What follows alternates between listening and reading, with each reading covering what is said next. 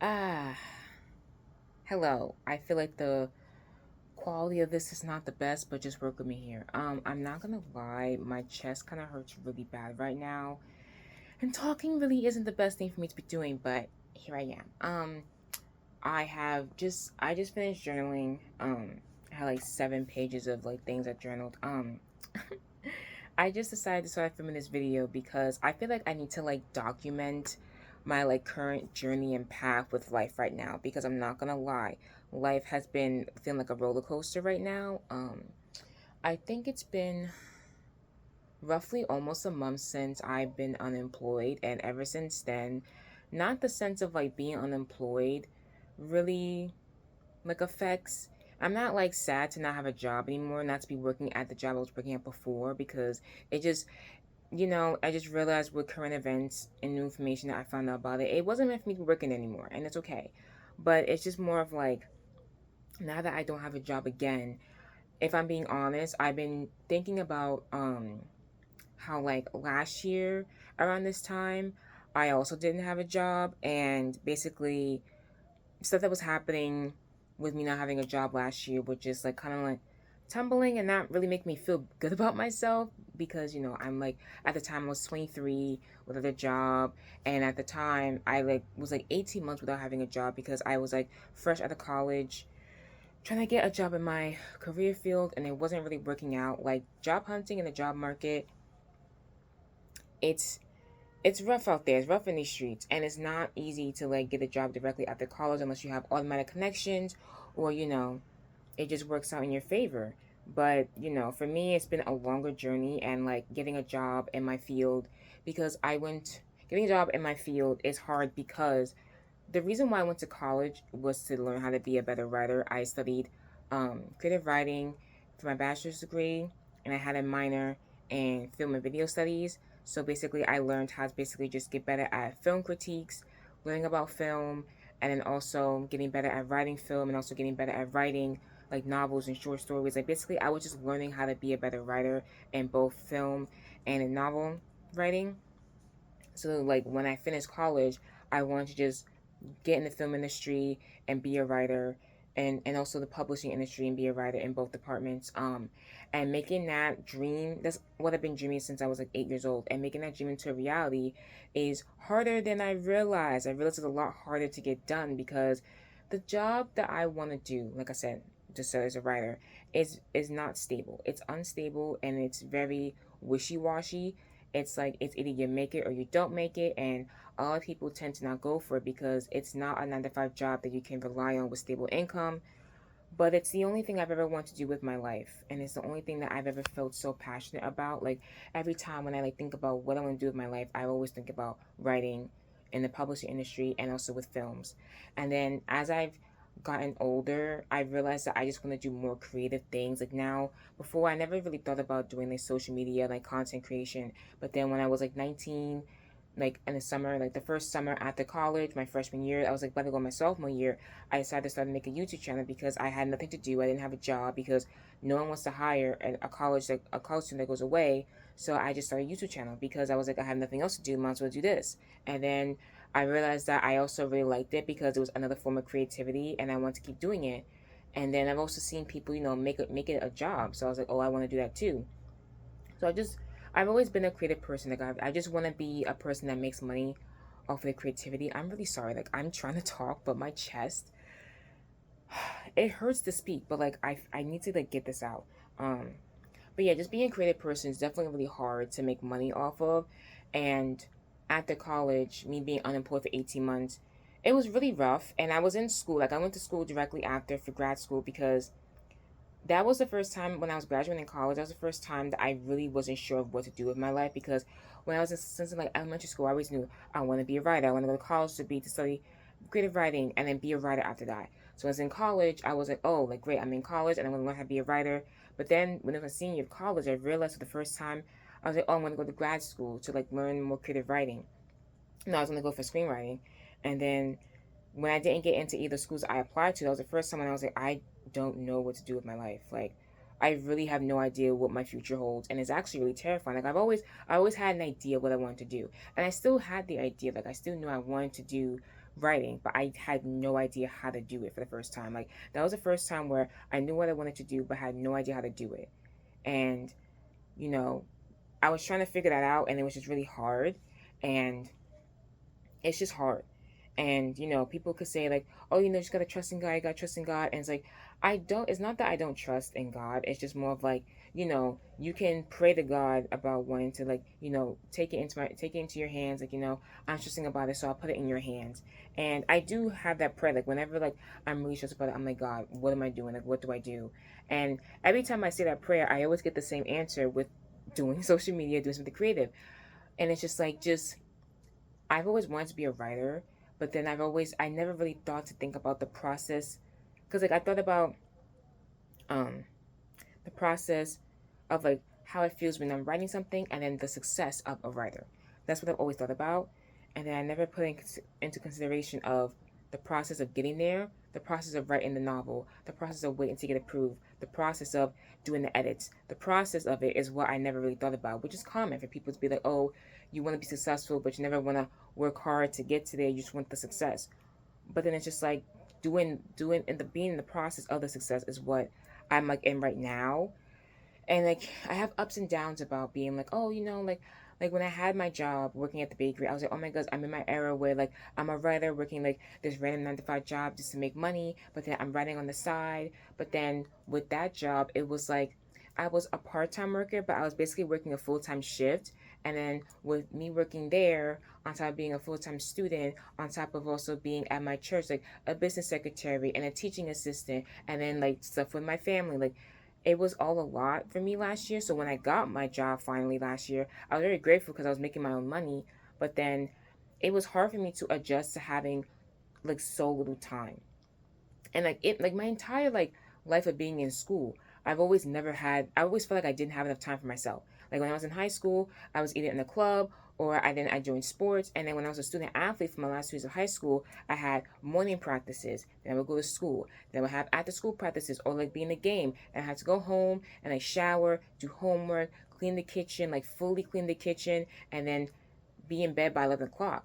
And I always felt like I never had enough time. And even my senior year of high school, I was a student athlete, and then I had a part-time job working at Walgreens. So like I would be up, if it was like volleyball practice season, I would be up at like 5:30 in the morning, be out do it by 6:30, be at school by 7 for practice until like 8, then like have like 20 minutes to like change, get breakfast, and then be in class by 8:33 when classes would start, be in school until like 3. Then if we had after school practice, we'll be in practice from like 3:30 to like 5, or we had a game, go to the game, and then come home to then shower, do homework, clean the kitchen, clean everything, and then like be in bed by 11. And especially my senior year, I couldn't have that because it was like sometimes I'd have homework assignments that would due at midnight, and I need to be up past 11 to get it done, because it's like if I don't do it now, I'm gonna either get it incomplete or like get like points taken off.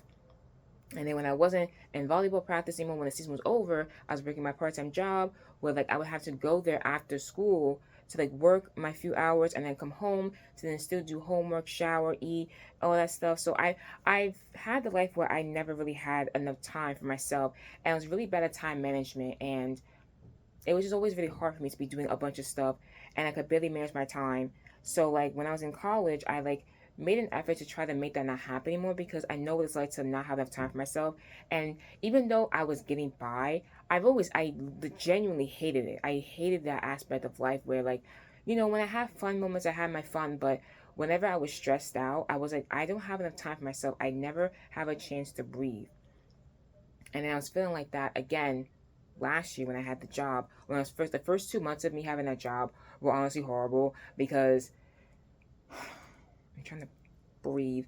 Well, honestly horrible because I was adjusting to a new schedule, adjusting to not once again not having enough time for myself, and I was very stressed out because a lot of things were stressing me out in my personal life. And I remember there was a time where I literally was just and I got off the phone. I was really upset about the phone call I just had, so I was crying. I was just crying for like 2 minutes. And then I literally wiped my tears, and I was like, I don't have time to cry. I have to go do like 10 other things right now. I literally stopped myself mid cry to go be like, I have to do stuff right now. I have never had, it's never been that bad to where I was like, I can't cry because I don't have time to cry. Like, usually I'll be on the phone, I'll hang up, I'll cry about it, and then I'll move on. But that was the first time where I was like, I cried for 2 minutes, and I was like, okay, I can't cry anymore because I gotta do like 10 other things. Um, and you're probably saying like, oh, well, that's the part of that's adulting, that's life. And people say that to me all the time. And I'm just like, no, that's not adulting. I've been feeling this way since I was like in high school. Like, this is something I've always felt. So it's just like, it's just a continuation of it.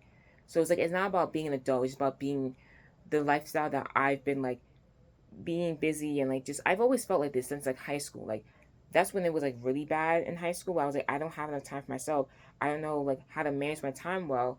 Um, and it was just really hard. It was always really hard for me to figure it out. And then I'm always like, I never really learned how to time manage. And then whenever I was expressing my stresses, it just made things worse. So it was just like I was just always stressed out, constantly stressed out, trying to get things done. And especially my senior year of high school, I was really stressed out. And then after my grandmother passed, I was just like, I stopped caring about school, in all honesty. I really stopped caring about school because I was like, what's the purpose of me caring about school anymore? I don't care. So all I did was like, I went to the classes that I went to, like the classes that I needed to pass to graduate. I like was like, okay, I'm gonna go to those classes. And the classes that I didn't care about, I honestly skipped a lot of the times because I was like, I don't need to be here. I don't need you to pass to graduate.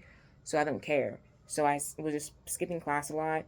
And then once I saw it gave me a C in one class, I was like, let me not do that anymore. So I like still skip class, but just not as much because I want to make sure I got some work done and to at least get like a B in that class. So yeah, oh my gosh, that was a lot. I said a lot. Um, but yeah, so the reason why I'm just filming, my chest really hurts. I'm gonna give me a second. I'm gonna like take my inhaler because I'm like my breath is really a lot right now. Okay, I just finished taking it. Had to take my little 2 pumps. And I don't have asthma. I just had to been taking this ever since I had a pulled chest muscle experience. I made a whole video about it, how I had a pulled chest muscle and a kidney infection the same week. And honestly, that's the reason why I've been like really out of breath, is because the pain's been coming back and it's not really enjoyable at all. Like, it makes doing tasks, a lot of tasks I do in my house is physical labor, and I can't really do any of it because my chest hurts, and then my chest, it goes my back, and then I'm just tired. And also, it's cold. It's like fall. We're officially in fall season. It's just cold. So I'm going to be sitting on my bed with a blanket on top of me because I'm just so cold. And I love fall when it's warm. I love fall and spring when they're warm, but then fall never really feels like fall. It just feels like automatic winter. And that honestly makes me really upset because it's just like I really hate the cold because I'm so sensitive to the cold. So I feel a bit better from that, I'm not gonna lie. Because I was really winded. I'm feeling a little bit dizzy too. Maybe I should like drink some water, even though it's really cold. I have no idea what this video is going to be. I'm just talking, to be honest. But the reason why I was like just wanted to film this is because I was writing in my journal about how because recently I've been diagnosed with ADHD, and I was debating whether or not I was gonna like talk about it, because in the one or two videos I did mention, oh, like, like I make jokes about me having ADHD, but like I actually do have it, blah blah. So I was basically debating whether or not I wanted to talk about it for personal reasons, but I've just been like recently been like every day in September, every time when it comes, the month comes, people post about suicide prevention month. And every time I see people make those posts, it reminds me of a time in college, my fall semester, my senior year of college. um I basically had a really bad mental breakdown that semester, and it really rocked me for a real one. Like, it was bad enough to where I realized I need to get professional help for real. And after that breakdown, that was the first time I went to see a therapist, because I was like, that one was a doozy. It was really bad, and I was really scared for myself. So that's when I started seeing professional help. And so every year when September comes, it reminds me of that breakdown whenever I see posts about suicide prevention month. And it's not to say that I want people posting about it, because no, it's a month, it's important. And a person that has had in the past suicide ideations, it's really important for me. It's an important month for me to, like, see people like talk about their experiences. And I've talked about my experience before with depression, and I made a podcast about it. I've never been like officially diagnosed for it because whenever I talked about it, it was like precipitated as nothing that big of a deal, or like I don't have a reason to feel that way, so that's why I shouldn't feel that way. So I never like got professional help. But whenever I like just talked about like my honest feelings about just me and how I feel about myself, a lot of people, no, every person that I've trusted telling information about, or like has read a story about me just like opening up about my feelings, have said it sounds like you've had depression, or like you was dealing with depression at that time and you should like get some help. And then when I went to see a therapist about it, both the therapists that I talked about, like I mean every person that I talked about was like, yeah, like it sounds like that's what you were dealing with for a long time. Like my first therapist, she was like, it sounds like you've been dealing with undiagnosed depression for a really long time. So that's why I like, that's what made me feel compassion, made me feel okay to talk about it in that episode that I posted those years ago. Like I posted that about like 2 years ago. And ever since then, I've been really just like trying to just like talk about my mental health and just like be open about it. But then it's just like I'm open about it, and then I stop talking about it, and then I've just been going through like endless cycles of just it in general. It's been like that, like literally, like ever since honestly high school. Um, like it's been, well, depression. It was like since I was like 12. Like ever since that first moment at 12. Um, like it's been like off and on. Um, and take a minute to breathe. But yeah, so I've just been off and on about it a lot, and I don't know. I'm like shaky a little bit. No, I'm not. I'm like shaky, but then I check my hand and not moving.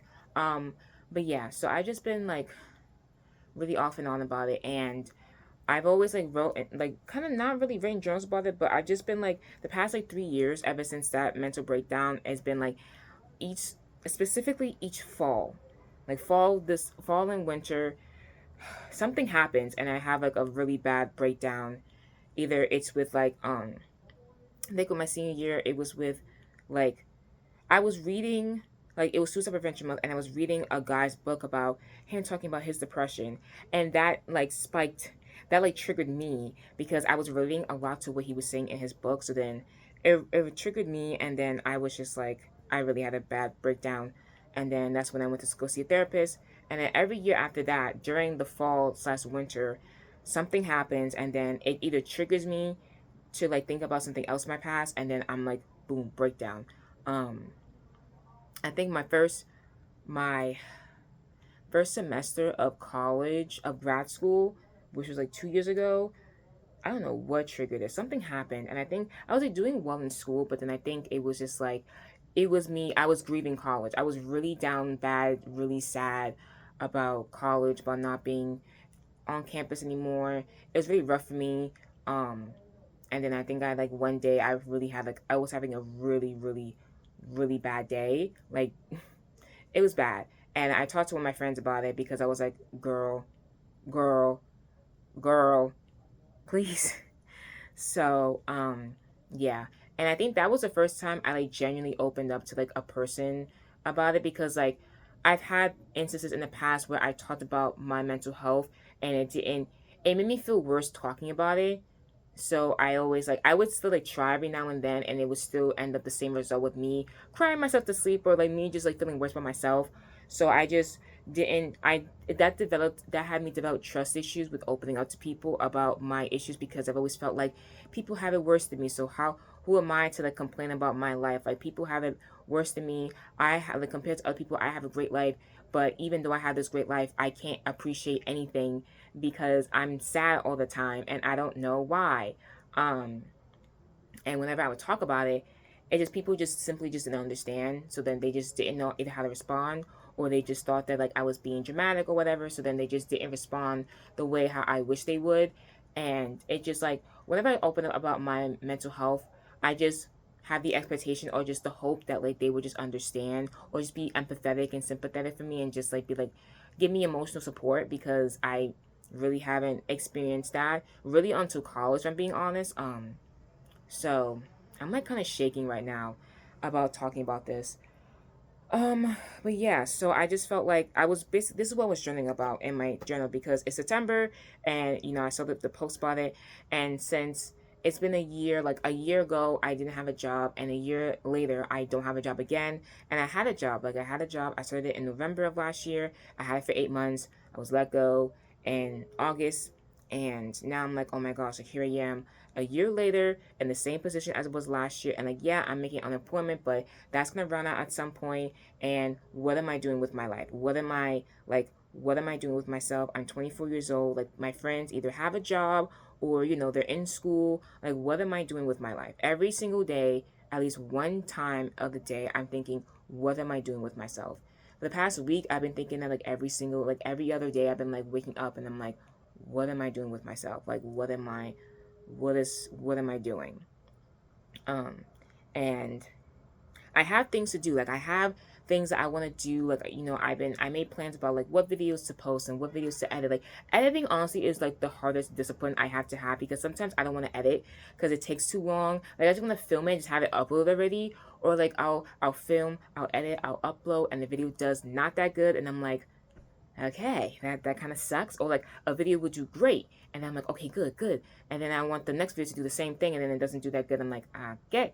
So it's just like up down to your toddler about just like where my career is. Like I want to have a career, but I'm just like, where do I go? Like what do I do? I'm just like, I don't know what to do with my life. And I'm just like, hello, hey, God, it's me. Remember me? Yeah, I don't know what to do with myself, and I need your help because I'm like I have careers, I have a passion, I know what I want to do, but am I gonna cry? No, I'm not gonna cry. I'm just really shaky right now. Um, like I know what I want to do with myself. I'm like, when is it gonna happen? Like how is it gonna happen? And I was kind of just journaling about it. I keep this camera keeps messing up.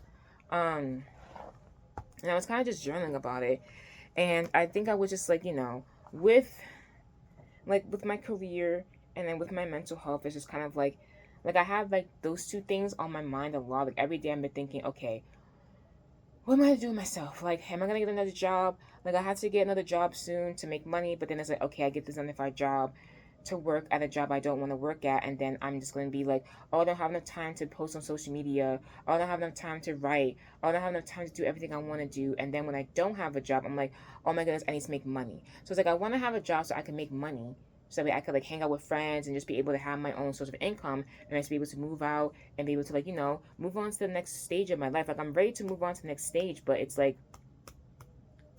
I can't get to that next stage. So I'm just like, what do I do? I don't know what to do. Like I know what I want to do, but I just don't know how to get there. Um, so it's just been honestly stressing me out sometimes. Ugh, I'm not gonna cry. Um, hello. It's just been honestly stressing me out a bit, and it's like I know that I'm gonna cry. Okay, I was not planning on crying, but I just like I know God has a plan for me. I know that. It's just doesn't mean that it's any less hard to just be like when you're just not when you're on the journey, on the way there. And I feel like I'm so close too. Like I feel like I'm like at the point where it's like I can either make it can, like this point in my life could either make or break me, where it's like I either could just, I don't know, fumble and just something really bad could happen, or I keep pushing and then I get to where I want to be, and I'm finally like, okay, I'm at that next step. So like I know it's gonna work out. I know it is. Like I have faith that it's going to work out. It's just I'm every day I'm just like, okay, what am I doing? Like how am I gonna get there? Like I'm just like I know that I know that the life that I want to live is just hard to get there, but I'm just like trying to figure out how to get there, and I'm just like, okay, how do I get there? What do I do? Like, I'm just like, what do I do? So I've been thinking about that, and I pray, and I'm just gonna like, I have to just keep trusting, and have faith. Like, even though it looks like I don't really have a chance at making social media a job, even though I really want to be. Because I also remember, like last year, I was in probably the same situation where I was like begging and pleading to God, like, God, can you just make this? Like give me a job, do this, please. Like, I need to be able to make money. Like, oh my goodness, like God, I was basically like almost every single day like begging. I'm like, God, please, please let this turn out to be something. Like I want this to be like something that I can start making money off of, so that way like me putting all this effort and time into it, people don't see it as a waste of time. And like when I make this like a priority, people don't see it as like just something to do for fun, like, oh, this is just a hobby. Like, no, I want this to be like something I do with my life. And it's just like I feel like it won't matter to other people until I start making money off of it. And then when I make money off of it, I could be like, see, like this is what I was working for. Like I feel like that's why I wanted to make the money to prove to other people that this is something that's worth it. Like it's worth like working hard, taking time to put into it. And that's why I wanted it to be a job. So I'm guessing like maybe the motive behind why I wanted it to be a job was like not the right reason, or like I don't know. I don't know. I'm thinking yeah. I'm thinking yeah. I think that's why, because it was like I wanted it to be a job so I could prove to people that this is something that's worth my time.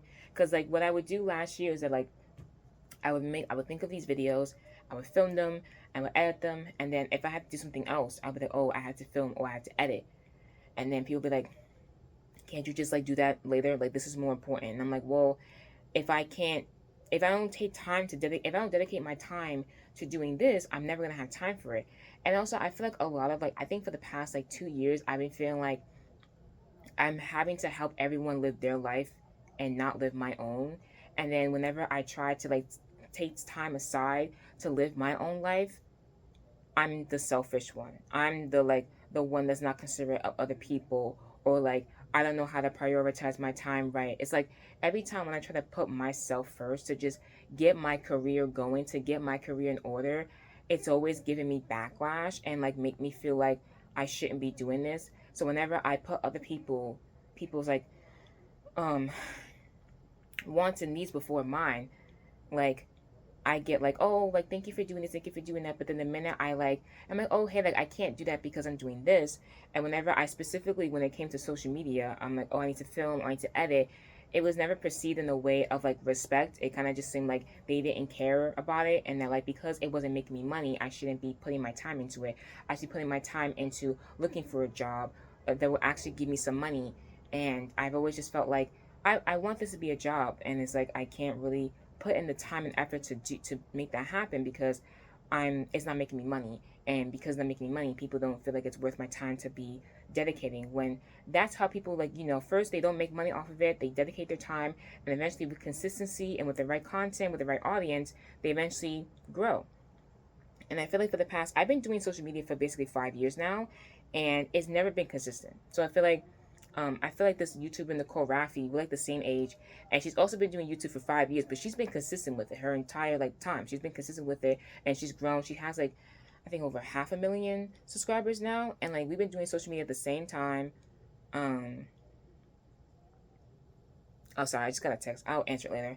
Um, I just like she's been like doing content social media for like the same time as I have, but she has a following and she has a job out of it because she was consistent. And I felt like with school it was hard for me to do both college and YouTube full time. Even with the other YouTuber, your mom Ashley, like we're also the same age, and she has over 1 million subscribers, and like she started around the same time I did. Um,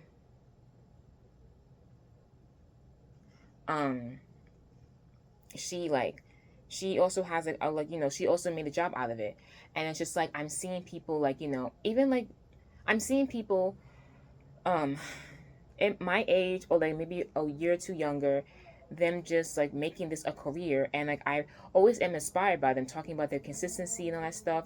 And it's just like I'm like, okay, I want that to happen for me too. um and then even like I think a few weeks ago, a month or two ago, I was watching a podcast episode from the Steniolo triplets, and they were talking about like their journey to making YouTube. How like they had jobs at like a grocery store, but then they quit because they wanted to make YouTube their full time job, and they quit but when they had like a little under like 20K, and they were just like, we want to make this a real thing. And they was like, they told their parents like, oh, like give us like a year to make this happen, and then give us a year and then we'll make this a job. And then within that year they made it a job. And I feel like a part of me was like, I was watching that video and I was like, wow, that's like really inspiring, because like everyone that like talks about YouTube, how they either never expected it to be a job or they just did it because they had a hobby, they just liked filming. And I relate to that too, because even when I was like younger, when you would do like the trends, like the Harlem Shake and like all these other things, I remember like when I was like with my cousins and we would just like film random videos of us just like doing these little trends and like singing, like one of my cousins tried to kind of sing, and I was like trying to sing and I wasn't doing that good, and it was like on my iPod Touch or something, and oh, I feel like I need to cry. Like I feel like my body's shaking. It's because it wants to cry, but I'm like trying to talk. But anyway, but yeah. So like every time when people talk about wanting to make social media their like job, it like inspires me because like that's what I want to. But I feel like I can't dedicate my time to making this a job because I had to either work or I was in school or both. Um, so then I remember during the summer where before I lost my job, when I was just like collecting unemployment before going back, because my job basically closed down for renovations and was supposed to open back up. So while I was in that waiting period, I like there was a day when I just like came up with a bunch of ideas, and I was planning on content for like a year. Like I have this thing where like whenever I come up with ideas, I like to plan out like months of content. Like every single week, this one I'm gonna post for my podcast, this one post my YouTube channel, and then I post a bunch of content, and I'm like, okay, I'm set for like the rest of the year. Sorry, I had to deal with a phone call. Um, what was I talking about? I was talking about social media, right? And about how talking about social media, and about how basically I've seen people like talk about them making this a career, basically. So yeah, so I was talking about scheduling and how sorry, and how like I was scheduling, like I would always schedule a bunch of content, and then when it came to actually filming and editing and keeping track with the schedule that I made, I realized I put a lot of content to film for like 3 months or a year, and I always overwhelmed myself with all the content that I scheduled myself to film, because I wasn't being realistic, because I was just so excited about like filming that I forget to like actually put time to like breathe. Um, so I always, and then that's when like I ended up not being consistent because I get too overwhelmed, and then I just shut down and not do anything, and I don't post like a month or two, and then I'm like, okay, let me try to be consistent now. So that's I guess like a cycle of that happening a lot, um, and that, and then also when I was recently this summer, I was making content, like I said, for like the rest of I was one point it was like for the rest of this year, and then I had this idea of talking about like because everyone kept talking about like Gilmore Girls. Oh my gosh, it's time to watch Gilmore Girls soon because fall's coming up. And I remember really like I was watching it one time like last year when I was like braiding my hair or something, and I had to stop watching the show because the grandmother kept pissing me off.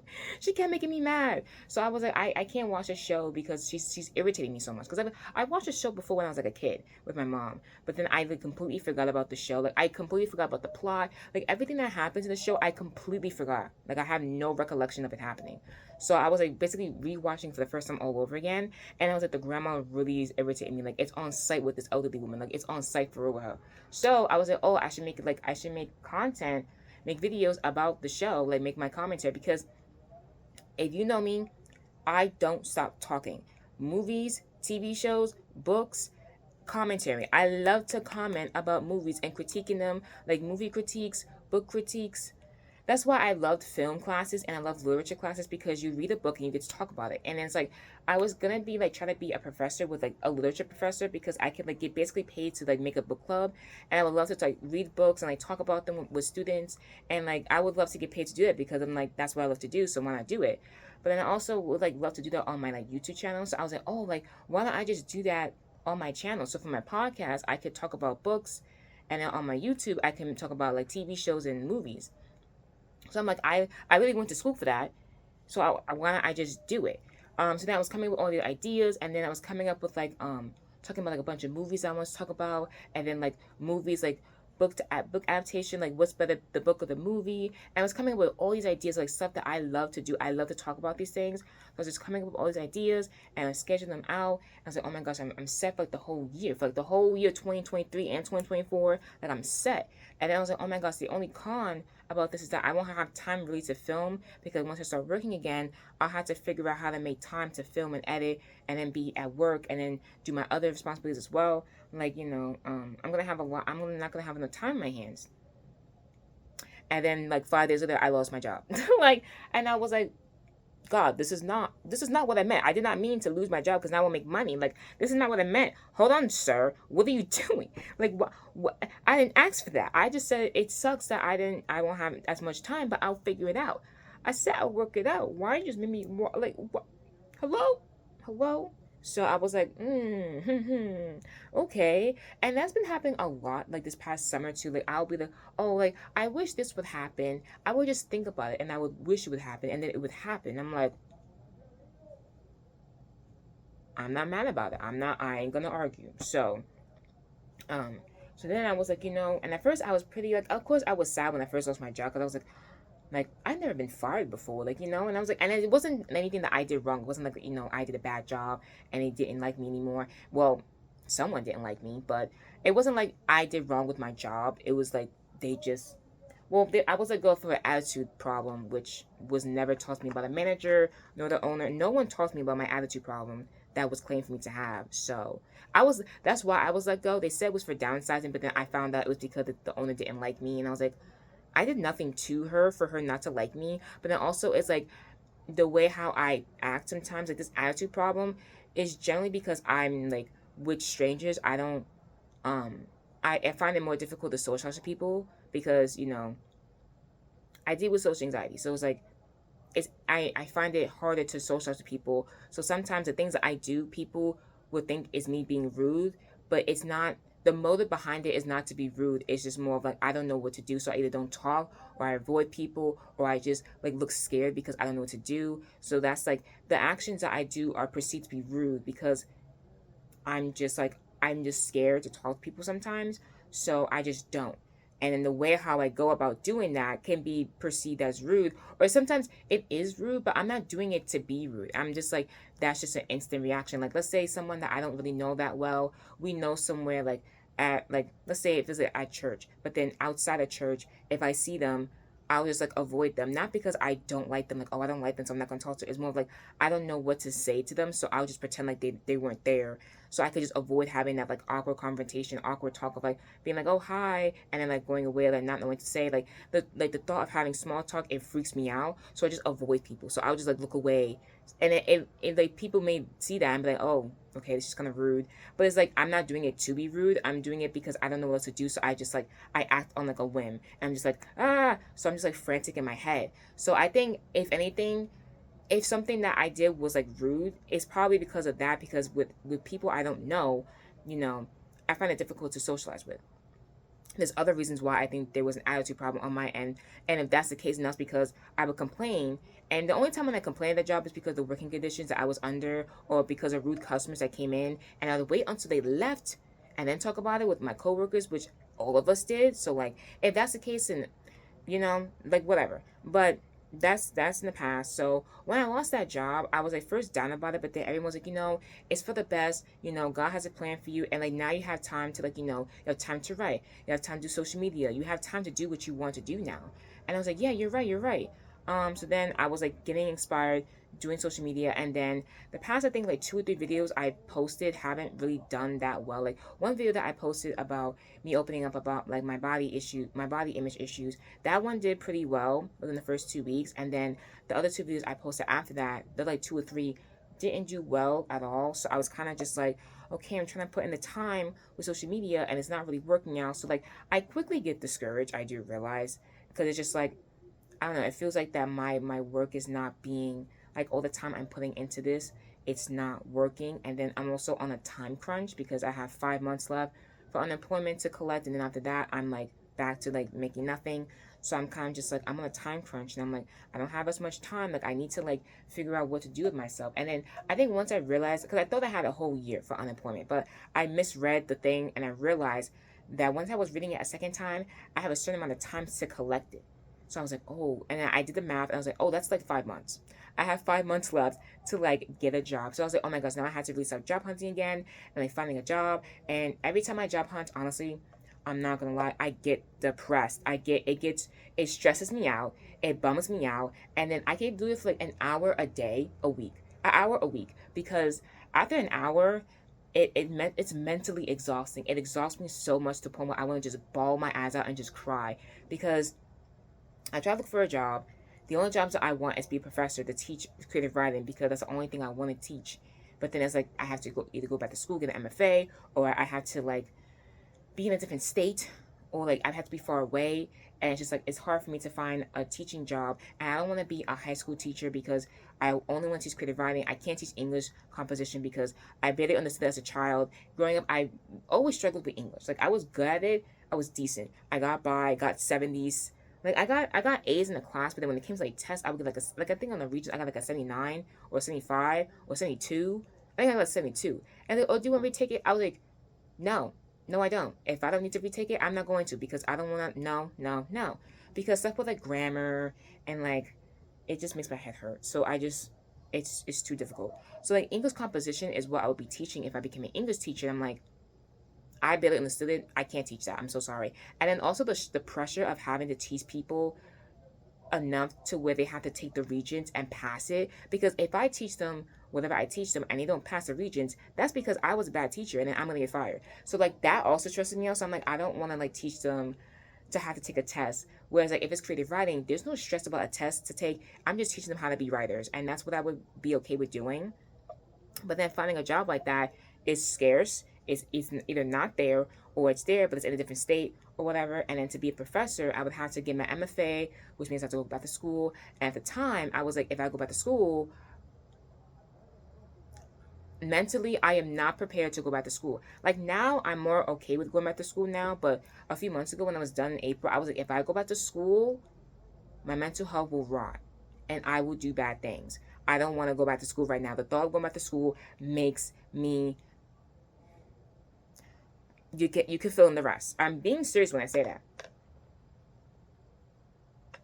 Because there was a semester where I was taking a linguistics class and that's all about grammar. So it's all about stuff that I struggled with in English and I had a whole class about it and I was so depressed. I was so down bad with this class. It was such a struggle. And then this was the semester that I also just got the job that I was working at, and then I had to do all this stuff, and I was failing this class for like 6 weeks, and I was like, it was such a hard class to get through, and like that's when I realized like with school, I realized that I was okay. So I had to like stop the video because I had to like someone was coming home, and then the series of events happened. I had to talk on the phone with my best friend about something, and then I had to like help the injured. So I think after I'm feeling much better. Like earlier in the day when I was filming this video, I was kind of filming it because like I just finished journaling and I was very emotional. So I was just like, I would just make this video. So I kind of forgot what I was talking about, but I was writing in my. I was writing in my journal. I'm like working on finishing my thoughts before like going off topic and finishing other topics. I'm writing in my journal.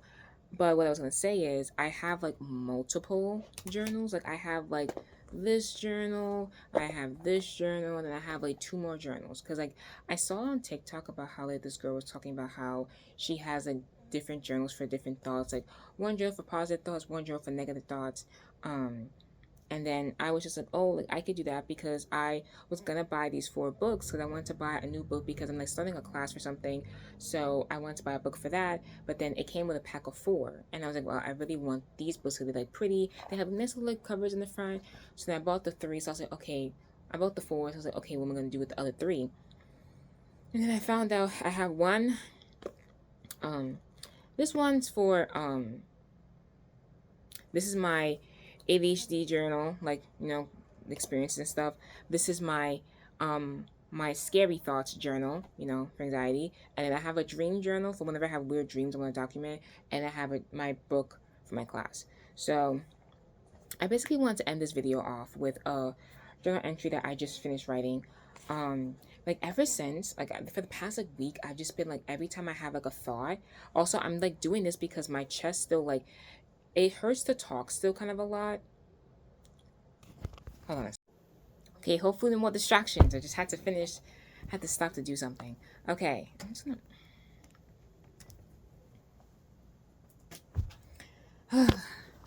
Today's been a very interesting day. I've just been, living life.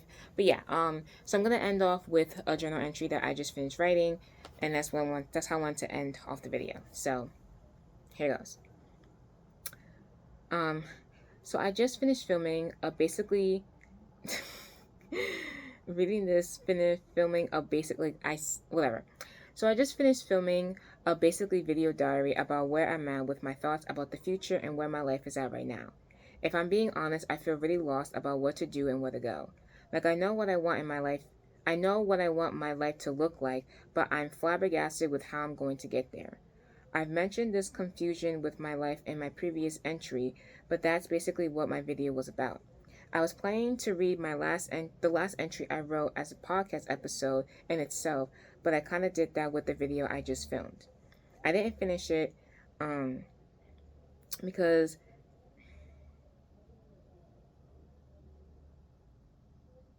okay, I'm gonna just skip that part.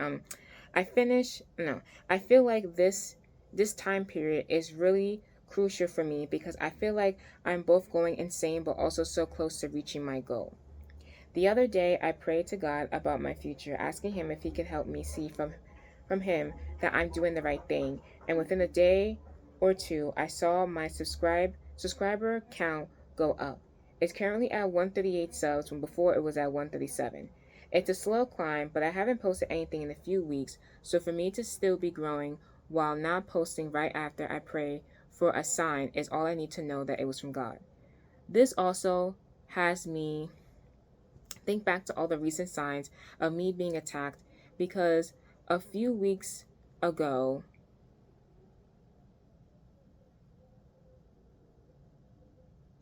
I was prayed for me to not be discouraged and for God to fill the desires I have. Then a few weeks before, I remember the girl who messaged me telling me she liked my podcast and to keep going with it, which made me feel good. Then before that, my middle school friend told me how she pays attention to the book reviews I do and they influence her to buy them too. Here and there, God keeps showing me that people are watching and paying attention to me. That what I say does matter to people, no matter how low my numbers are. I think my entire life has been preparing me for the future life I've always wanted. Since I was a child, I've always had people looking at me. I would always be weirded out by it because I didn't understand what it was about me they were looking at. So I would be upset. Then in high school, anyone looking at me freaked me out, and my mind would be racing with a million thoughts. This started happening after one time I saw two girls in my math class in 8th grade laughing at me because of my high water corduroy pants. After that day, oh my gosh, my chest. Sorry, y'all, my chest still really hurts. I was just on the phone for like an hour and a half and this wasn't happening. I was perfectly fine.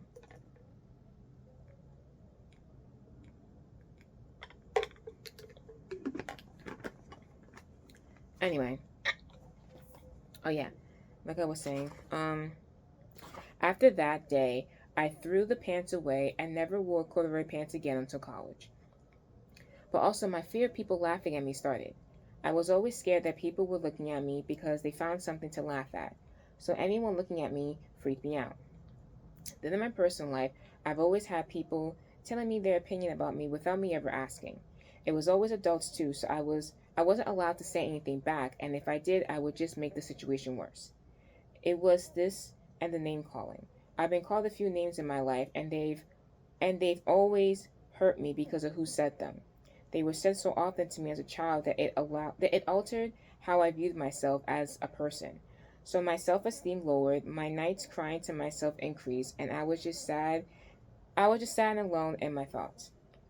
All this was happening at such a young age, I didn't know how to handle it. So I either didn't, lashed out on people, or I fell into an episode. Now I'm 24, seeing the things I experienced as a child are similar to people who are in the public eye.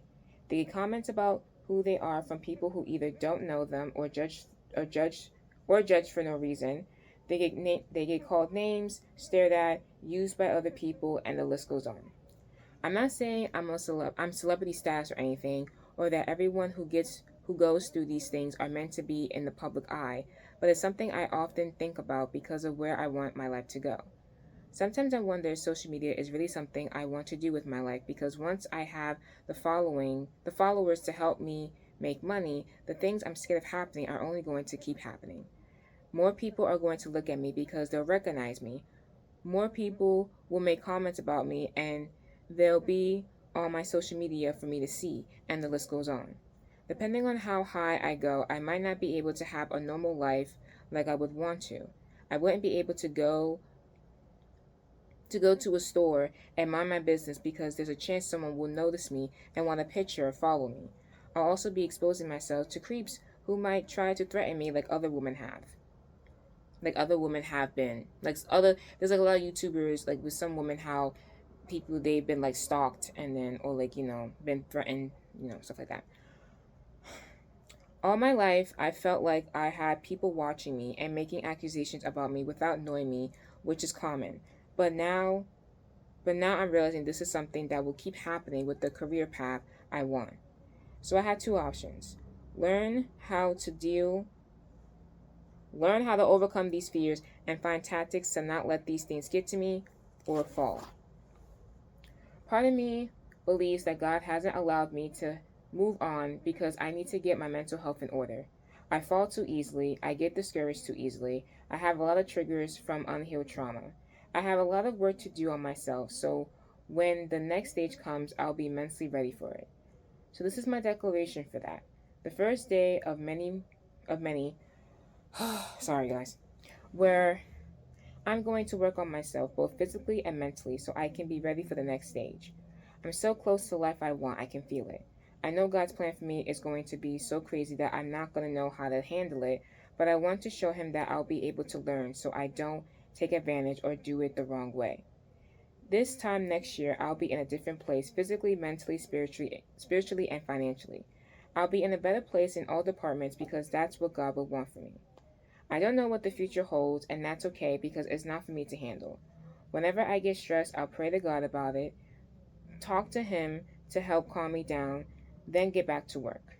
I have big plans and so many ideas for people to see, so I had to prepare myself so I can prepare the world.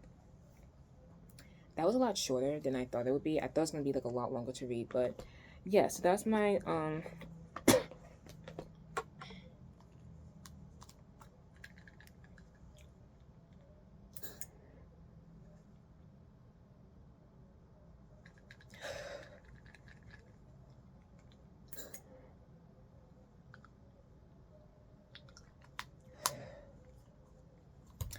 it's been like over 4 hours, so I was able to take it again.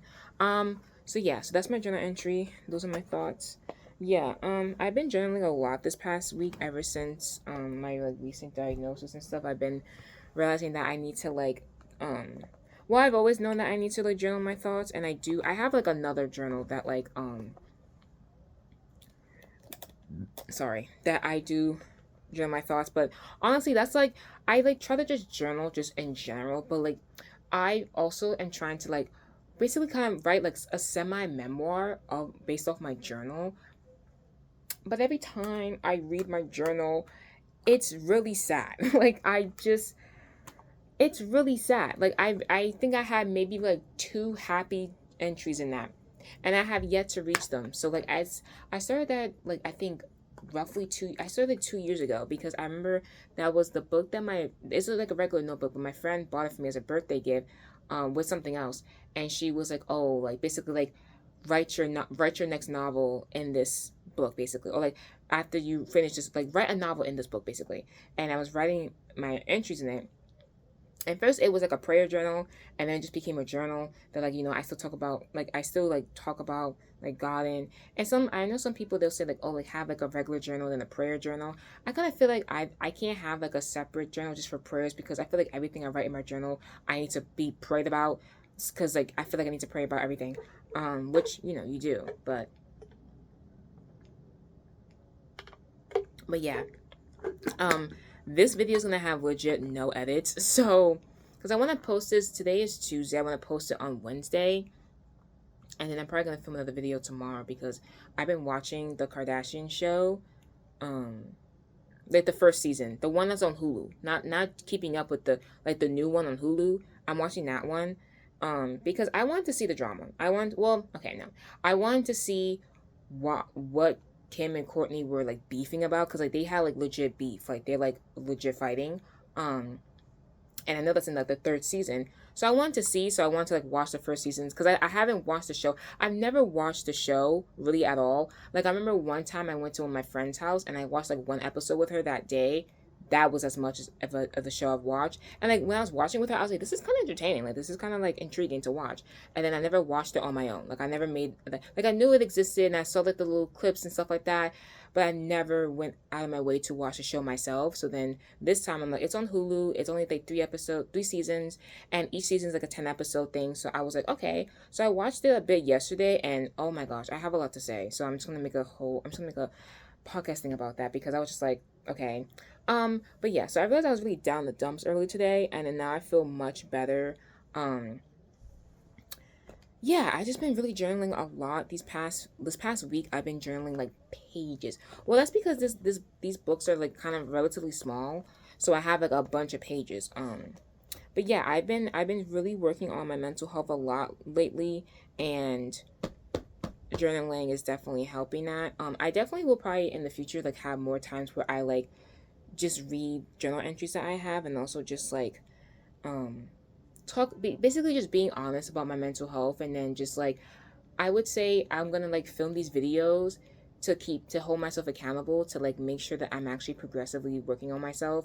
um because I would honestly say the past 3 years I've been in and out of trying to get help with my mental health, and I feel like I should probably I can make another video about that in itself, like working on yourself and like getting the mental health, because I wanted to make this video before in the past, and I think I've like one point I was like just coming back from like my first like social worker appointment and just kind of talking about like the highs and lows of like getting professional help, because it's like, the whole statement of like, oh, it's easy for people to like be depressed and stay depressed, it's easier for that way, and it's always coming from people that are like ignorant in mental health and don't really know what it's like to go through those types of things, or just like they're just they're ignorant. And then when I think about it, I want to make a video talking about how like what they're saying is kind of true, and like why I'm saying that, like basically to give an explanation, not to say like, like that it's not hard, but like basically go in depth of how like, because like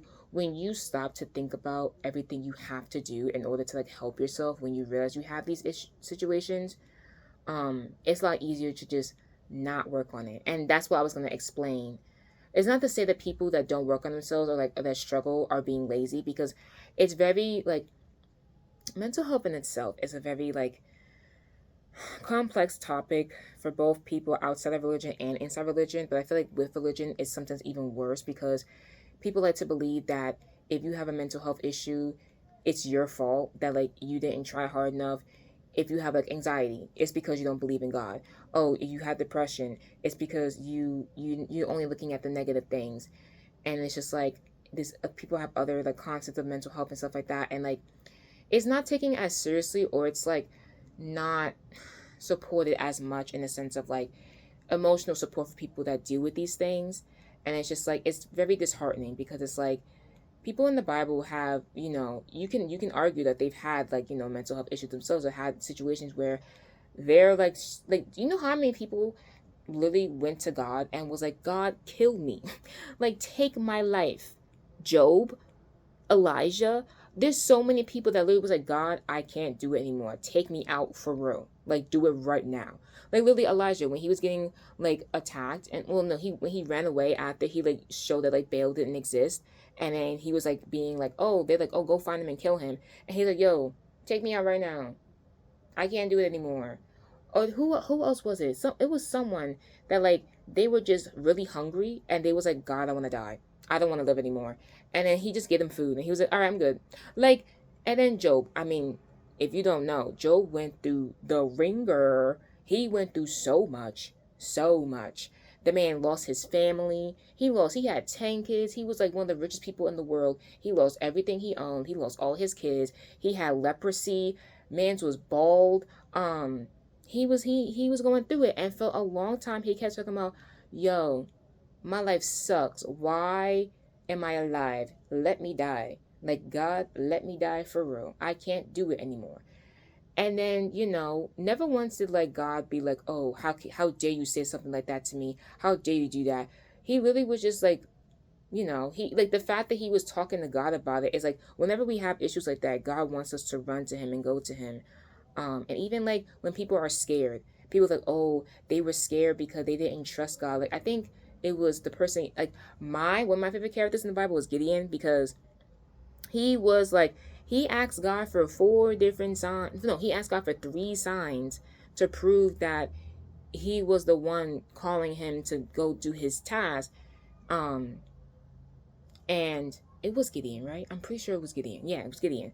Um, and then he was like, okay, yeah, okay. And each time when he was like, okay, God, so like do this for me, and then he did it, and then he was like, okay, now do this for me, and then God did it, and he was like, okay, God, like I know I asked you for 2 things, but just do this one more thing for me.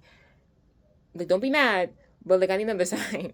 And he did it each time, and then on top of that, he went out of his way to be like, okay, go do this, and if you are scared, go to this place and you'll get confirmation that I'm the one that wants you to do it. Then go do it. So like on like God, like Gideon asked for 3 signs and God gave him 4. Like it kind of just shows that like a lot of people, I feel like they could perceive that as like Gideon didn't trust God, and like he was testing him, like he was trying him, this and that, blah blah. And like, oh, should we test God? Like I literally seen articles written about how like Gideon didn't trust God. Or was it Elijah? I'm actually getting my things. I'm pretty sure it was Gideon. But how like, oh, like you shouldn't trust God. I think it was a lot. I think I'm getting people mixed up actually. I think it was Elijah that they said that about. Well, someone that tested God, they was like, oh, he didn't trust God. But then I was just like, when I first read the story, I was like, oh my goodness, like this is what God does. Like he knows how to talk to each person. Like he knows our hearts. So he knows that like when we're scared and we're like, oh my gosh, like I'm scared, I don't know what to do, and we're like, God, what to do? Like, oh, can you give me a sign? Like he knows that like it's us wanting to trust him, and we're just like I want to trust you, I'm just scared, so like help me not be scared anymore. And then he gives them confirmation so that way it can ease their hearts, and then when they go with confidence. um and that's what he wants us to do, because he knows that if we try ourselves, we either won't do it right or we'll do it, but then we could have went further and then we just got scared. But if we go to him and ask him, hey, can you help me, because like I legit need help right now, I don't know what I'm doing, he'll help us. Like literally, I have prayed so many times, trust me guys, when I say so many times, about my future, about my life, about my career. I'm like 20, I feel like at least like more than 10 times I'm constantly praying about my future, because I don't know how I'm going to get there. Because, in all honesty, it looks like it's not going to happen. But I know I cannot do it based off of what it looks like. And I have to just have faith. If he says it's going to happen, it's going to happen. I just have to I'm just like, okay, I don't know how. Oh, you gotta be kidding. I keep getting interrupted. Okay. Um, yeah, so I just feel like I've been, like, I don't know. I feel like I what was I gonna say? I don't know. Um, I was talking about how many times I prayed, and yeah, yeah, I have nothing. I got distracted. Um, but yeah, so I think I've just been like, whenever I want to like film, but I want to always film like these like moments like this, because I've always seen people like on social media how like they'll post like their rawest selves, and then people always respond to them pretty positively. But then I feel like whenever I do it, I get like personal backlash, or not really backlash, but just like comments. And like comments do, like I said in my thing, like comments do get to me. And I know like I they shouldn't get to me, or like I had to learn how to like let them go. But it's just like, with my history, a lot of my issues stem from what people have said to me. Like I said in my thing, like when I was a child, I was called like a lot of names, and they really got to me, because it got to me about how it altered how I viewed myself because of who was saying them to me. And they were said so often that like I basically believed them. And then that was just like the gateway to just have all these other insecurities start. And That's a whole different conversation for another day. Like, that's literally not even like this, but it's just like words hurt. Like my whole life, like most of my like pains and stuff is from what people have said. And the past 3 years, conversations I've had with people, um and just like it's not even like what was said is what's meant behind the words. Because first of all, I'm literally an English major, I'm a writer, like, so I know that like literally my this is crazy. My A lot of my issues, I would say 90% of my problems, have stemmed from what people have said to me and the power of words. And then on top of that, I'm aware of how powerful words are because I'm literally a writer. Like, I know how powerful words are. But also, even in the Bible, it says like life and death is in the power of the tongue. So like a lot of like my childhood, a lot of people were putting death to my name, like like killing my self-esteem without realizing it, really. Because I'm pretty sure the things that were being said to me, if people realized how badly it would have affected my self-esteem and my image of myself, they wouldn't have said it. But because people just weren't aware, they just did it. And because, people are people, so they're gonna make mistakes. Now, just because you make mistakes, it doesn't mean that the mistakes you make don't hurt people. And I feel like a lot of people, when they have a past and they move on from their past, they forget that sometimes when they move on from a past that's like a troubling past, that the people that they hurt in the past still can feel that pain to this day. um and that, especially when people don't apologize, I feel like that's one of the big things, is that like you can move on from things if people apologize for it. But then when people don't apologize for it, it makes it 10 times harder to move on, because you never got that validation that you wanted. And I feel like for the longest time, the past few years, um, for me personally, um, a lot of the stuff that I went through, I'm like waiting for an apology. If I'm being completely honest, I'm waiting for an apology that I think will never happen. Um, and I feel like that's why I kind of start honestly growing resentment for things that happened. And for me personally, it it just sucks that like people get to move on from their past. And it's not to say that I can't, but it's just I haven't yet, because I'm just like, people are able, like, it feels like everyone's able to move on from their past and like be better versions of themselves, have a better future, and be happy with themselves. Meanwhile, all the stuff that happened to me in the past, when I try to bring it up, it's like, well, that happened in the past, so just forget about it. And I'm just like, well, I can't, because it literally caused me some trauma. Like, I kind of can't, because I didn't know how to deal with it as a child, and I was never taught how to deal with it now. So oftentimes I get triggered and it brings it up. Like in the thing, I said I have a lot of triggers, and I feel like a lot of times when I watch like some like certain media, when it comes to like TV shows and movies, I watch things, and like prime example, Gilmore Girls, the grandma triggers me. That's why I stopped watching the show, because she kept triggering me, because the way how she treats her daughter is just really upsetting and frustrating. And I want to throw hands on her. And I feel like a lot of times when I watch certain media, I get really upset, and it's like it could be like passion, but then I realize that like it reminds me of like something that I went through personally, and it really upsets me, because I see it in social media. Like, I see myself in these people, and it upsetting, like with the way how they're being mistreated. It feels like I'm being mistreated, and it reminds me of how I was mistreated, and then it reminds me of everything, and then that's when I get upset. So that's when I'm filming the videos.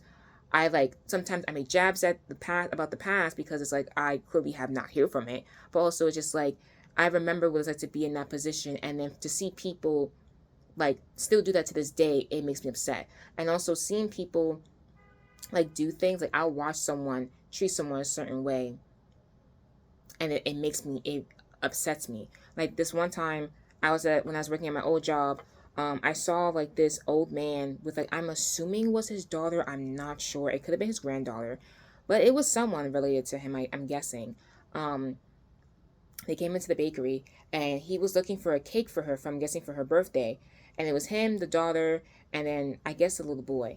And I think there was, I'm trying to remember if there was a third person there or not. That's why I said I'm guessing it was a boy, because I think there was a little boy there, but I'm not. I'm gonna just say there was, so we can just move on. So I remember seeing the girl. She was there. He was asking her, "Oh, so like, what do you want?" And she was looking, she was like, she didn't know. She basically looked confused. And it was just like seeing him quickly get angry at her and then just like be like, oh, like, I don't have time for this. We could just go. We need to just leave. And then she was like, she just looked so upset. And she had the face of a child that constantly gets yelled at by this person and just has to just deal with it, especially in public. Like she just had a face. And it's just like I really remember when I was like when they first came in, um, and then I remember like after I saw the way how he was like, because he wasn't yelling, but he had a tone, and you could just tell by the tone that this is something that is not foreign to them for him to be doing to saying to her, and her face like the way how the conversation was going, you can tell that this is something that's nothing new to them, that this happens a lot of times. um and I remember being in that position and being in that girl's shoes where you just have to just sit there and just take it, and it's just like there's nothing you can do because you're the child and they're the adult and they can do whatever they want. And I just remember being in that position and I'm just having to be there. And then the only difference that there was never an audience for my experiences. So but like, when it happens in public it's even worse because people have to sit there and watch it happen and they can't say anything. And I really remember my demeanor instantly changing, and I legit wanted to kick that man out the store. I wanted to throw a kick in his face and kick him out the store. And I felt so bad for the girl because it's just like I know what it's like to be in that position. I know. Like I'm just like I just felt so bad. And like stuff like that makes me angry because it's like you have no idea what you're doing to that child. You have no idea how that type of treatment relates to a child's mind and how they view themselves and just how they see the world and just how they're going to like be in the future. And it's just like seeing the way how adults treat kids upsets me so much because I know what it's like, because I was in that position where adults were calling me names and yelling at me, and it really affected how I viewed myself as a person. And then I grew up with all these insecurities and constantly doubting myself and all these things. And then as I became in college, I realized that a lot of that stuff didn't have to happen. And my first instinct was I was fuming. I was pissed because I'm like, so you mean to sit here and tell me that all that happened just because people didn't know how to talk? People didn't know how to communicate? It made me so angry. And I was so angry. Like I was so angry. And it took everything in me. It legit took God himself to calm me down to be like, people change and people don't know in the past, they're changing, they're becoming better people. Like people are changing and people, people are people. So her people. And I've had a lot of like I felt like a lot basically as a child I felt like a punching bag. I felt like a lot of people's punching bags at times, and I never understood why. And now as an adult I understand why I felt like a punching bag. And it's just like I understand. It doesn't mean that I'm okay with it. I was never okay with it. But when I first like learned about it, it really infuriated me. I was really pissed about it because I was like, I was a child. Like I'm legit a child, and you're gonna treat me like that, and then not apologize. Like that's the thing that's like it's just upsetting. It's just upsetting. And when I see adults treat kids and yell at kids, it makes me upset because I know what it's like to be in that position. Um, and I just wish adults would like understand that you have to be careful how you talk to kids, because you yelling, screaming, beating them, that's not going to help them progress and going to help them become better people in the future. Like what it's going to do is help them build resentment towards you, and the minute they can get out your house they will dip and not want to talk to you anymore. That's why a lot of people in my generation either don't like their parents or like tolerate their parents or like don't speak to their parents or constantly are arguing with them because they've been mistreated in the past. And then when they talk about it they're like, oh well, oh but like, so what, I'm a bad parent? And it's like, who said that? Who said you were a bad parent? I just said you did something I didn't like. And then your first thought is to say that you're a bad person, when in reality I'm just saying you had a flaw, and I'm just trying to help you fix it so that way we won't have to be going through this anymore. I'm trying to have a conversation and communicate with you about something, but because of your insecurity as a parent, because you're constant worry about trying to be this great parent and realizing that you made a mistake, and that it makes you think, oh, I'm not a good parent like I thought I was. Like I'm trying so hard and nothing that I'm doing is working. You're the way how you're feeling, you're projecting it on that child, and now you're lashing out on them when they were just trying to talk to you. And this has nothing to do with the podcast episode that I started off with, but I'm gonna just keep going. But yeah, so it just feels like I see that in adults so many times, and then it's just like in general, it just happens so often. And then it's like, I made a video essay about it before, how like Gen Z's tired being disrespected, and like like it's just like we just would like to have some respect. And it's like I see a lot of people, older people, if they're traditional, or like they just like respect your elders, but I'm just like, elders don't know how to respect us. So it's like a lot of people are like, why should I respect you if you don't respect me? And then it's just a lot. But I feel like I could also make, like, again, a separate episode about forgiveness and the way how God has helped me forgive people, and also working on forgiving, because I haven't, if I'm being honest, I'm pretty sure there are a lot of things that I haven't forgiven for, not on purpose to purposely hold a grudge, but just more so it's just like, I just wish that there was a conversation to be had, and like the way how I envision it to happen. Oh my goodness, hold on. I'm getting these I'm trying to film this video, and someone keeps freaking texting me and expecting me to respond to them so quickly, and I'm trying, literally trying to have a heart to heart, and this person keeps texting me, boom, boom, boom, and I'm like, okay, like give me a second to respond. I'm not gonna get angry.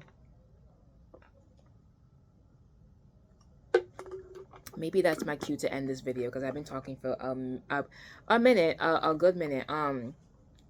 But yeah, I can honestly make a separate video about I can make videos about a lot of things. I just don't, because fear, if I'm honestly, fear, but also because with me personally, I can't talk about the things I want to talk about because of what involves going on with it. Because in the past, I've done like 2 times where, like, when I first had like a blog website, for example, when I was fresh out of high school, the summer before I went to college, I made a blog post, and I would make these blog posts, and it was like basically therapeutic for me to like get all this stuff out about like what I've experienced, stuff like that. But then I made a mistake, and I was name dropping. I should not have done that. I should have kept their names anonymous, and I didn't. So that was my fault. They've been long deleted since then. That was my first mistake. Then when I made my YouTube channel, I was making videos talking about my experiences with things, and then I said like people. I didn't say the names, but I just said people. Well, I gave titles, and titles kind of give away what. And I got backlash for that, and so ever since then, I've just been like, every time when I like be honest about myself, I get backlash, in all honesty, or like backlash in the sense of just like commentary that it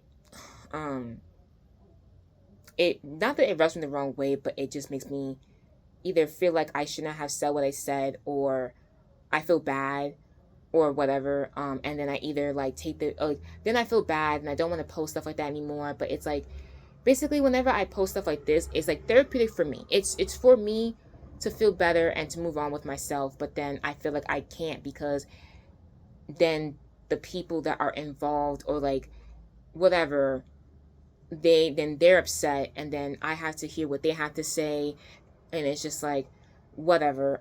So it just feels like every time when I try to like let go of something, the way how I go about it is not what people want, so then I don't do it. But I'm like, this feels like the only way that really helps me. And it's like, it's kind of weird, because it's like I'm sharing this on the internet for all the people to see, for a bunch of people to see, and a lot of people are just like, yo, why would you do that? Or like, oh, like you just said that, but then I have a platform, but they don't. So it's like I could be making them seem like a bad person. They didn't get to share their side of the story. Or just like, if I'm just simply name dropping, like it happens often when people on social media, they'll expose people, and they'll have like, oh, so what do you have to say about it, blah blah blah. So I become conscious of that, because that is something that you have to take into consideration, because not everyone wants to be on social media. Completely understand that. And people set boundaries, it's completely fine. But sometimes I feel like, because of those boundaries, or because of like these opinions, or these thoughts, or like these comments, I am not allowed to fully express myself and talk about things because of what will happen with the aftermath of it, basically. And like, it'll make me feel better, but then it'll make them feel worse. So I don't say anything, but then I feel worse because I didn't get to express it the way how I want to. And you're probably thinking, oh, why not just journal it? Girl, I just told you I have a bunch of journals. Like, I journal about it recently, all the time. Even when I was reading this thing, I had like a name in there that I didn't mention, and also like I had like titles in there that I didn't mention because I just didn't feel comfortable doing it. So I just didn't.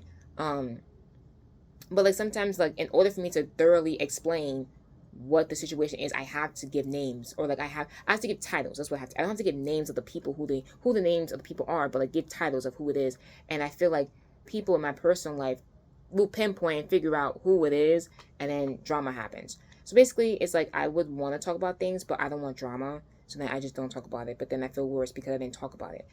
And he's probably thinking, girl, just get a therapist. Yeah, like, even when I have a therapist, I still want to make videos about it because, like every now and then, like, it's something that I'm passionate to talk about, so I do still want to talk about it. So instead, I've just been doing it in my writing, where like I make my characters go through things that I've been through, and so far it's great.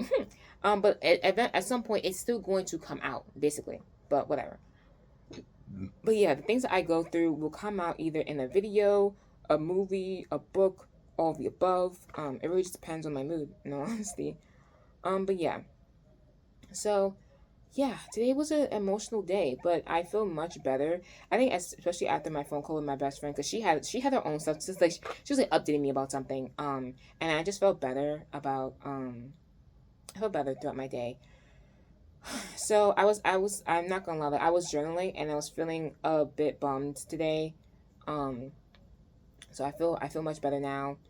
Like, when I started this video, I was not feeling the best. I was kind of like um feeling emotional, but it's okay. I want to film more videos like this where I'm just like sitting down and just talking about my feelings.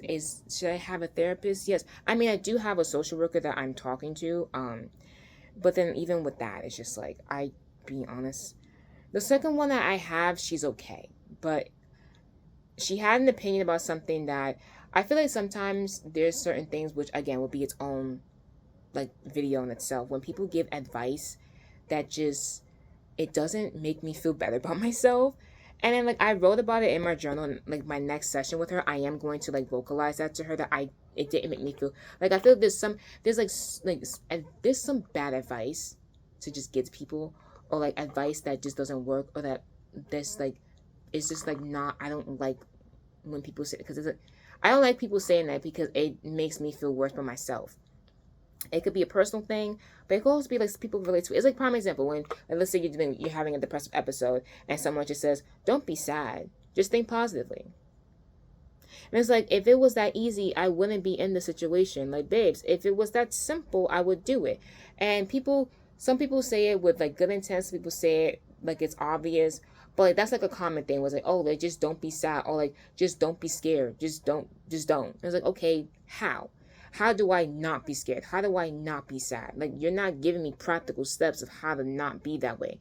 And I feel like a lot of times when people like, they'll just say, just do this, just do that. Okay, how? I've had all my life people would just tell me, just don't be that way. And I'm like, how? How do I not be that way? I don't know how. You have to tell me how. I don't know. Because if I knew, I wouldn't be in this situation. Like, you have to tell me how. So what she said was, I was talking about like how I'm constantly, whenever I walk outside, I'm on edge all the time. And when people are looking at me, I'm constantly on edge about what people are thinking about me. And she literally told me, what people's opinions about you is none of your business.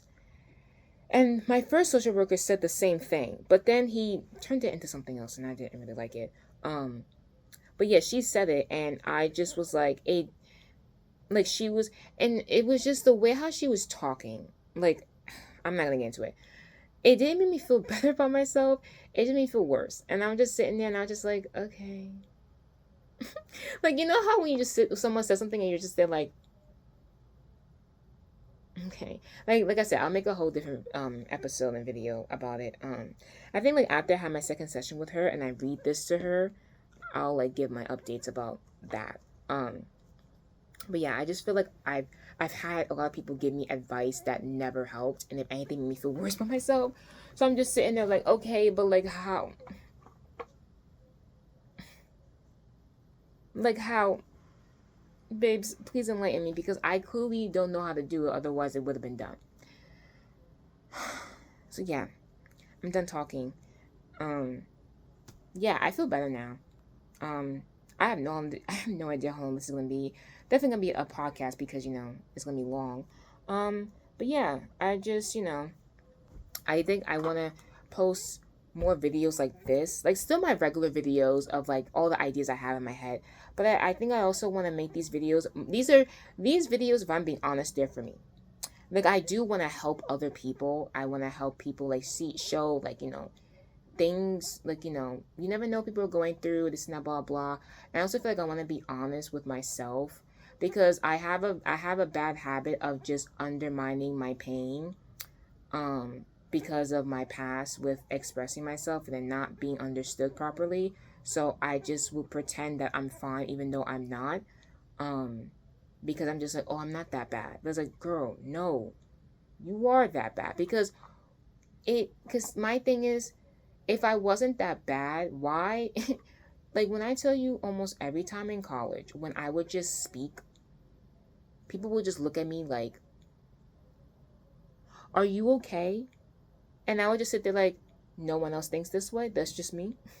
Or like people that like I didn't realize how bad or how like dark my thoughts were at times until college when I would like write about them in stories or like write essays about them. And then people look at me and they're like, I think you need to see a professional. Like I'm thinking it's normal because also whenever I talked about it, because of my past, it just was like, this is it, or like I'm just being dramatic, I'm just being sensitive, I'm just being silly little me, like it's nothing, it's not a big deal, like I'm just overdoing it, like I'm just doing the most, like I'm like just ignore me, like I'm fine. And they're like, no, you're not. And it's okay not to be. You can get help. It's okay. Like I wasn't able to acknowledge that these were problems that I had.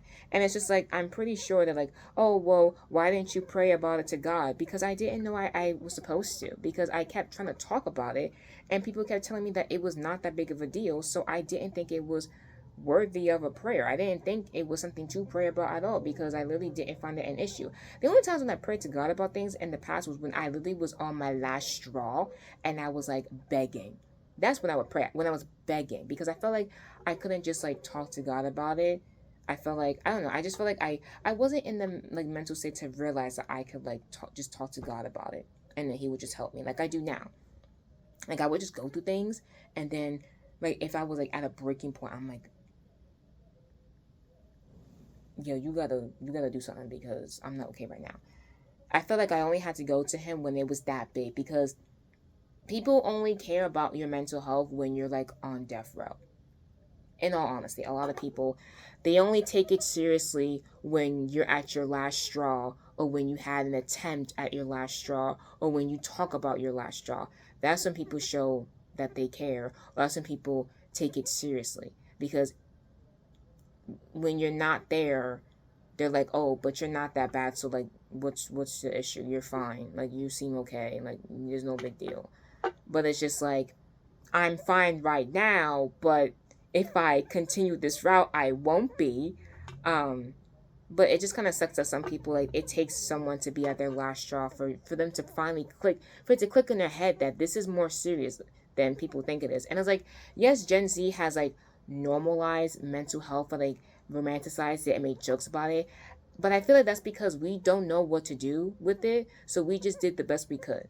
We romanticize depression so that we can normalize being able to start talking about it, but then we don't know how to talk about it, so we just did it the wrong way because we don't have a guidance of how to do it at all. Because either we talked about it and it's like, oh, I'm depressed. Well, how about you depress them dishes? Like, babes. Or like, oh, I'll beat the depression out of you.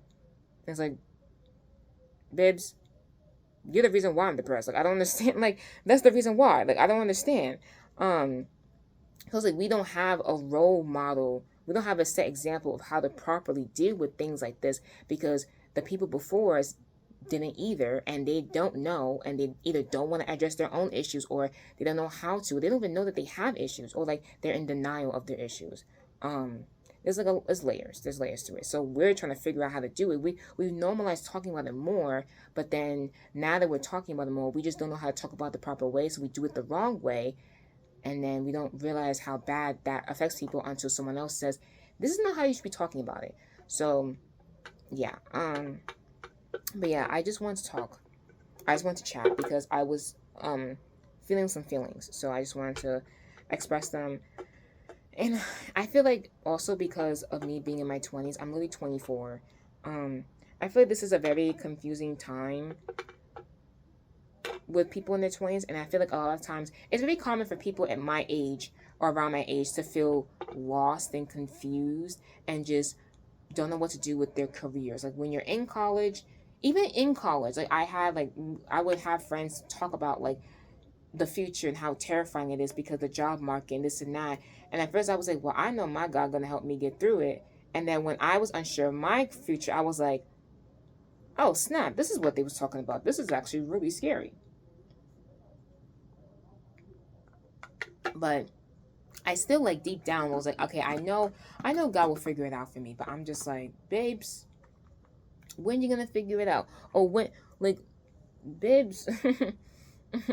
It's just like whenever I just focus on God, like I'm chilling, but then people or like the world pressures, like they do get to me at times. So just like I'm a human being, they're gonna get to me sometimes. But that's why you read the Bible and you stay in your word and you pray and then you work with God and you constantly talk to him about it. And I feel that's what I've been doing a lot with my journaling.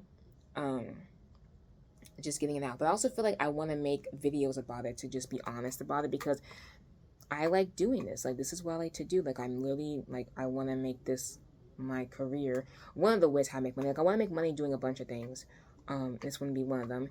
And I always admire people like influencers that do this when they're honest about themselves and their health. It's very common for people to be honest about their mental health and showing the highs and lows of it. And I feel like a lot of people think that like I'm like living like this good old grand life, which compared when you compare me to others, yes. But I feel like again another thing, comparison. I've been compared to so many people my entire life, and it's caused some people to be jealous of me. It's caused me to have a lot of insecurities with myself.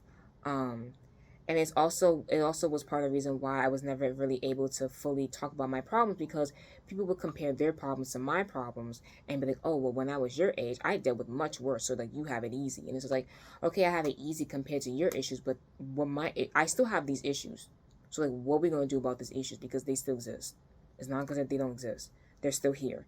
Like, and I feel like I think the way how people treated my issues, that's why I never prayed to God about it, because I kind of felt like if they're treating me that way, God's gonna do the same thing. So there's no reason for me to pray about it because he's just gonna tell me the same thing. That's the honesty. Because I'm like, now I'm looking back at it, I'm like, dang, I could have prayed about a lot of stuff.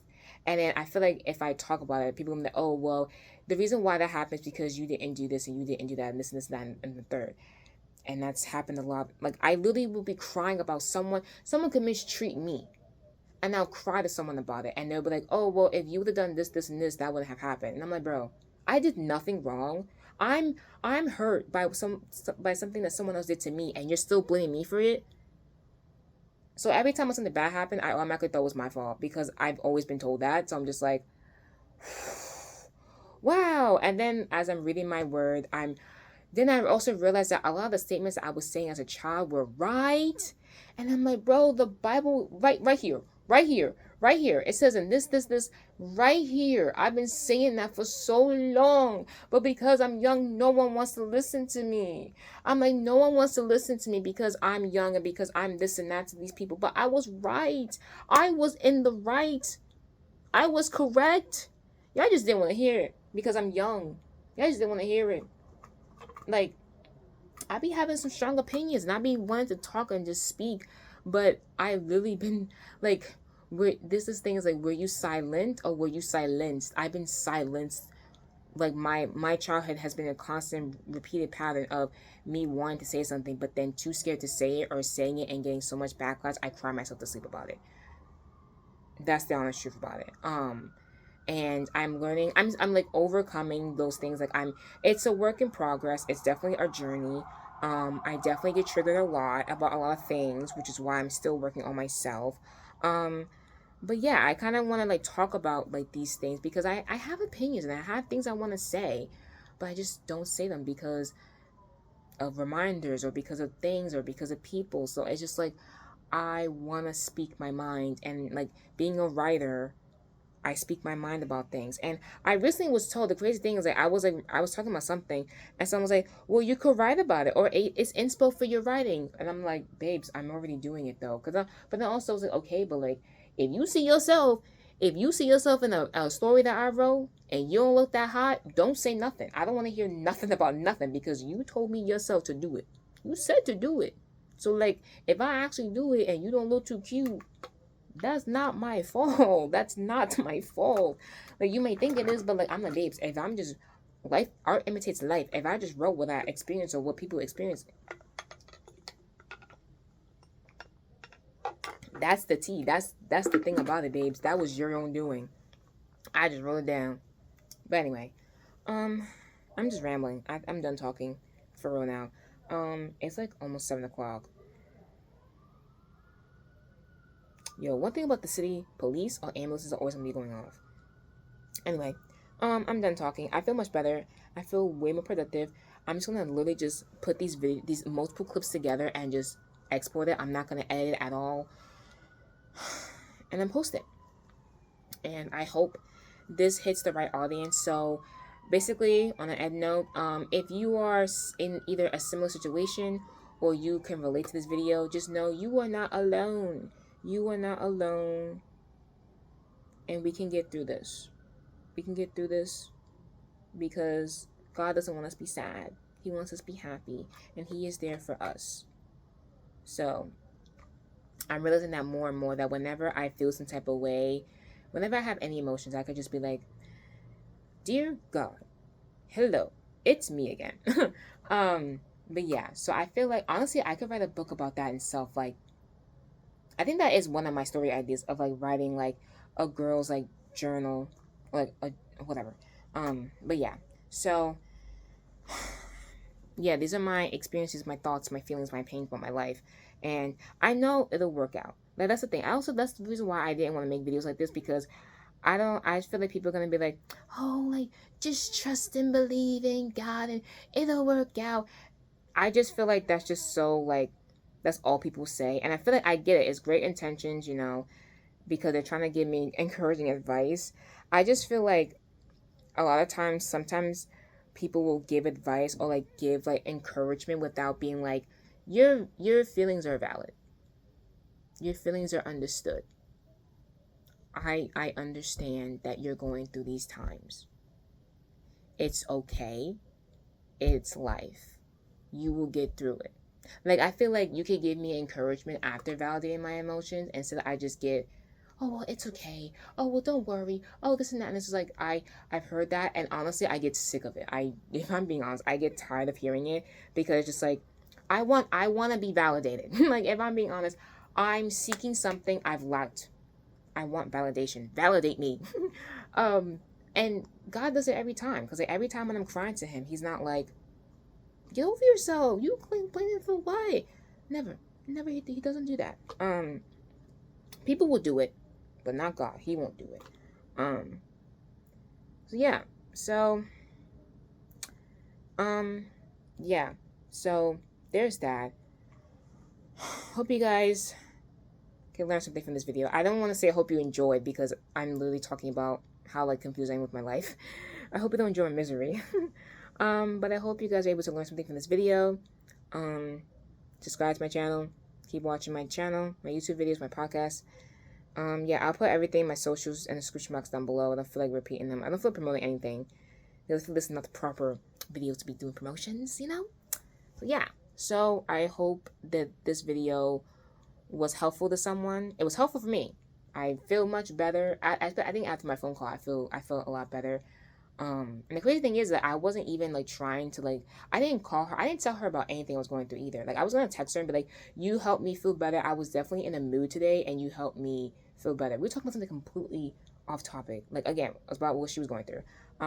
With like a boy. And it made me feel better because I was just like basically ranting about like how annoyed I am with like, I'm not gonna get into it. But yeah, so I hope you guys able to learn something from this.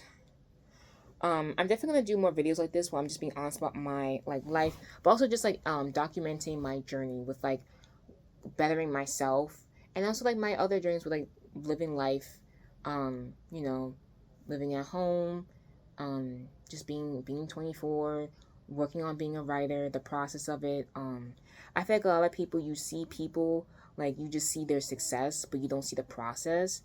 And I, for the longest time growing up, I never thought of the process of being a writer, like the process of writing the book before it gets published and the rejections you face. You only just hear about it after you've seen the success, but you don't see it while they're like progressing. You don't see the process of it. You just see the success.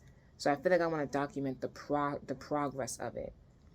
And that helped me feel better about myself, but then also to show it. And I'm working on getting better with like not looking at numbers and stuff, because that's, even people that have millions of subscribers, they still think about numbers and it still gets to them too.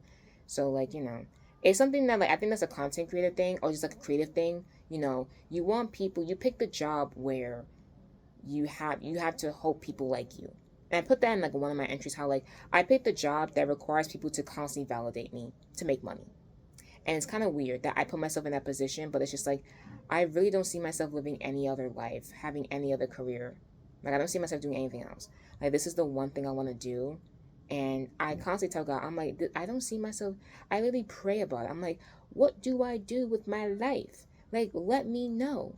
And every time I literally get a video idea, a novel idea, something creative, like I'll get like someone give me a comment about how something I did like helped them, or something I did, they thought was cool. So it's like, clearly this is it. This is it. Like I keep asking him and he keeps showing me. He's like, here. Oh, what am I doing? What am I supposed to do? Here. Oh, what do I do with my life? Here. Like every time he's like, hmm, hmm, hmm. Like, this is it, babes. This is it. I'm like, okay. So I'm like, hey. So like, when is it? I'm like, hey. When's it gonna happen? When am I gonna get my numbers? Hey, when's this gonna start making me some money? When am I gonna see the benefits of this? And I think I just had to prepare myself mentally to be able to handle it. I feel like, because I was just like thinking about myself. I'm like, if I was to like blow up right now, how would I feel? Will I be able to mentally handle that?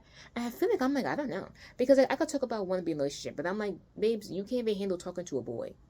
How are you gonna handle a whole relationship? Like, like, you want things that you legit cannot handle. Like, you are not mentally prepared to deal with that. Like, I would want a cute boy to talk to me, but then the minute they talk to me, I'm literally like, I'm like, help, help. like I think the most recent incident of that was a cute guy on the train was talking to me, and like he made a move on me where he was like, I was here and he was here, and then he asked me what stop I was getting off, and I said the stop, and then he was getting off before me, so he moved closer and sat next to me the entire time until he got off, and I was just there like, help, help. Not because I didn't want him talking to me, but because I was like, help. I'm like, this boy is talking to me, he's speaking to me, and all these people are around, and he's not ashamed. Not, and again, it wasn't like it's not like as if I didn't want him talking to me. I did. It was just, I was just so like scared. I was like, people do this. People shoot they shot in public with an audience and have no shame. How were you able to do, like, the thought that was constantly in my head the entire time he was talking to me. And I was talking back and forth. Like, I told my friends about it, and they were like, yo, you did, for the fact that you spoke to him in general is so good. Like, they would have me up, they're like, you did so good. And I was like, thank you. I felt like I did horrible. I felt like I literally acted a fool. But they were like, a few years ago, you couldn't even speak. Like, you couldn't even speak to a boy. Like, if you heard a boy's voice, you would freeze in place. That's how bad. Like, I'm telling y'all, it was bad. It was bad. I'm better. I'm better than I was before. I'm definitely better. But I'm just like, oh my gosh. They're like, bro, look at how you were. Like, in freshman year of college, a boy spoke in the background and I froze in place. And my friend had to talk for me. Because I literally froze. I was like, I could not move. I was so scared. I could not move. I'm not kidding. It was really bad. It's better. So I'm now, I was just there like, I was just flabbergasted. I was just shocked. And it's like, okay, you wanted me to talk to you, but you can't, like, babes, you can't even handle a relationship. Like, literally, a boy compliments me and I have a panic attack. Like, I'm shaking. I'm hyperventilating. I'm like quaking in my boots. Like, girl, you want things you can't handle. You have to learn how to handle it first. So I think that's why. I think I have to just, I think it might be me. It might be me. Like, it might be like God's like, I can give it to you. You just gotta be mentally prepared for it. So I gotta work on it. I get it. I get it. I get it. Okay. And I have to pee because I've just been drinking water. I have to pee. I'm not gonna lie, y'all. It's 7 p.m. Y'all wanna know what I ate today?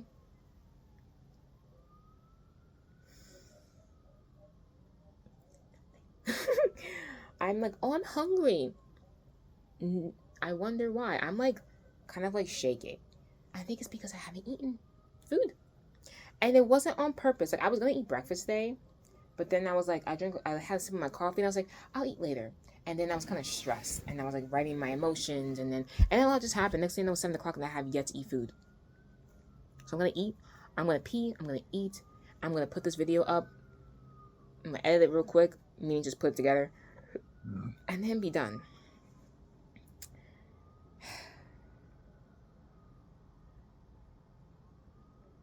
Yeah. I'm a mess. But I'm working on myself. This time next year, I will be better. I'll look back at this video and I'll be like, yo, wow. Crazy.